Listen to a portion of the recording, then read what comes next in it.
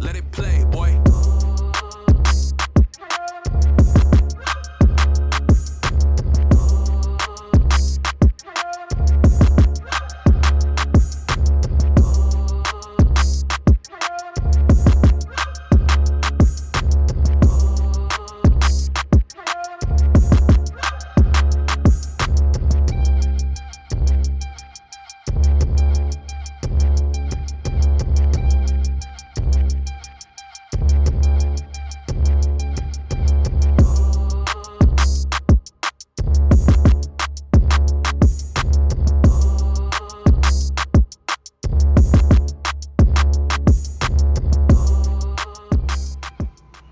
What's going on, everybody? Welcome back to the Arboreal Obscurities channel, and welcome back to another video. For those of you guys who tuned in last week, thank you. You will remember that we said in that video that we will have a new episode dropping every single Friday.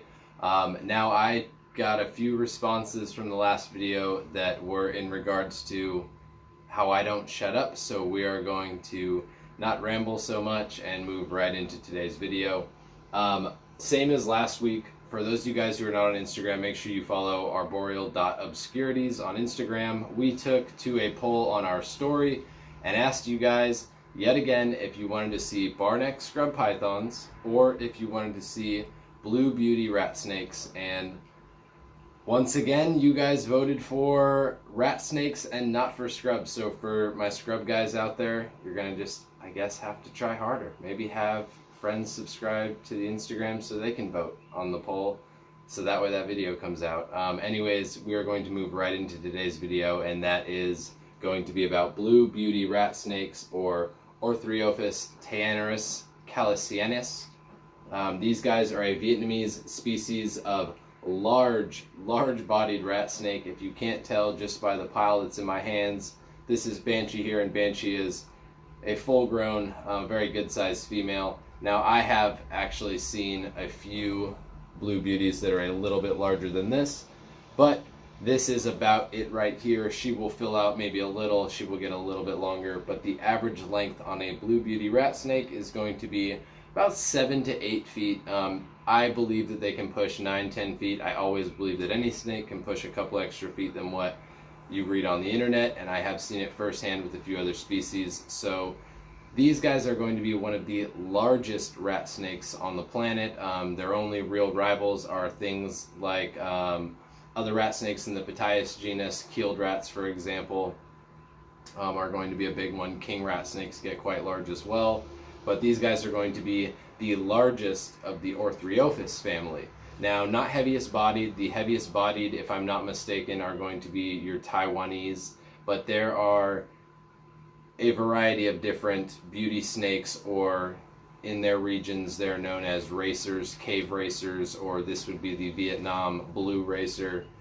You are going to have different names, different common names, depending on where you are in the world.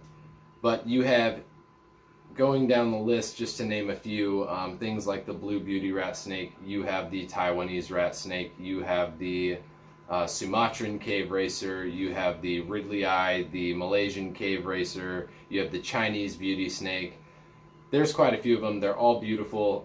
They all are relatively larger colubrids, but only a couple of them are larger, like the blues and the Thais.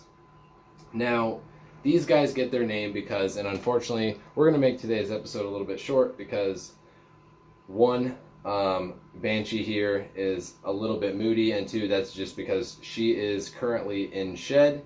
I don't want to bother her too much, but if you look closely, you can see that she's a bit opaque, and unfortunately, you're going to have to see her in another video anyways, because this doesn't give you any justice as to the blue color that she has on her. Her scales are like a gray, smoky, shimmery blue. Really, really beautiful. She's got like a light cream banding. And one of the amazing features of the blue beauties are the way that their pattern varies so much throughout the body. You go from essentially being a patternless animal up on the head with that dark black like mascara, racing stripe across the eye. That's a telltale feature of some of your racers. But you're going to get pattern that's going to go from being patternless into almost like this carpeted diamond checkered pattern.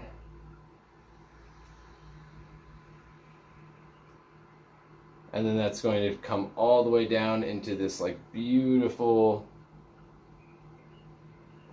if I could get her to, beautiful banding. Really, really awesome snakes. And just to give you an idea for the size on these animals, they're big snakes. Now they can be known for being a little bit cantankerous, can have a little bit of attitude on them. They'll say that about a lot of the Southeast Asian rat snakes. They're all a little bit moody. I would say that's partially true, but I would clarify by saying that the moodiness is just because they're smart animals and they are not super trusting right out of the gate. But if you spend a little bit of time with them, they can be really, really good snakes. Banshee here I've never really had to worry about, but I've raised her since she was this big, it feels like, since she was a little rat snake. Now, I've kind of already said this, but these guys are a Vietnamese rat snake, so their range is going to be Vietnam. They will range into Cambodia a bit, and supposedly they will range into Thailand a little bit, but they are going to be primarily concentrated throughout the jungles of Vietnam. They are going to be a bird and rodent eater. Maybe when they're small they will go after the occasional frog or lizard, but they are pretty well kept on birds and rodents, so really easy species to feed. They do get large though, and they are a high energy, very active rat snake, so you do want to provide enough space for them. This girl just by herself right now is in a 4x2x2, and I feel like that's not even close to enough space for her, and it is built up with shelves and places for her to be able to climb and stuff, but I just feel like it's not quite enough space. So if you're going to keep these guys, especially if you're going to keep a pair, I would recommend trying to set them up with something like a 6x6x3, somewhere with a little bit of space for them to actually stretch out and just kind of curiously cruise around the enclosure, because they definitely have that kind of energy. Now, that's not to say they don't acclimate to being lazy pretty well. They're pretty easy to keep, so like I said, this is like a species where it's probably fairly simple to overcomplicate things, but you really can keep it fairly simple. They like it in the mid 80s. They're a pretty tropical snake. They do like it a little bit on the cooler side than something like than something like maybe a tiger rat snake or something, but for the most part they're going to be 50 to 80% humidity, and keep them in the mid 80s or so, and they're going to be happy little snakes. She's being a little bit vocal, seeing if you can hear that. But you can see she's got the little like racing stripes on the sides of her face.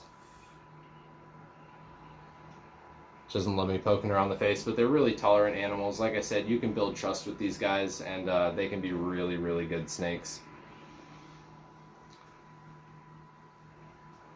Now, I don't want to spend too much time on this video really talking about this animal. I just wanted to put something out for you guys because you did vote to see Blue Beauties. I'm going to do a follow-up video as soon as she sheds out. That way you can see a little bit more of that color and stuff. But I basically just wanted to show you guys one up close. She's probably about three years old at this point. So it does take 2 or 3 years for them to grow up to that big, impressive adult size. She does get fed regularly. She's quite the aggressive little eater, but she'll take it very gently if that's what I'm trying to do. So she is a really smart animal, and just overall a very rewarding species to keep and work with. Now I've just been raising this girl up. I have had some males in the past, and odd stories with each one of them. All of them are healthy and fine. They didn't die or anything, but they went to different friends for different reasons or whatever. The first one was just an import that was not acclimating well. He was perfectly healthy and he would eat and everything, but he was just a really antisocial snake, and I don't necessarily have a problem with that, but he was my first beauty that I ever purchased, and I just didn't want to start out that way, so I've gotten some young ones. in the meantime. And like I said, those have gone to friends and stuff like that. So I'll follow up more in another video on that stuff. But anyways, I am possibly waiting to hear back from a friend who has a male that we might be looking to pair with Banshee Girl here this year. So if that does happen, I'll definitely keep you guys posted in the videos. And I think that's pretty much it for today's episode. Like I said, I was going to keep it short. I do have some stuff to do right after this.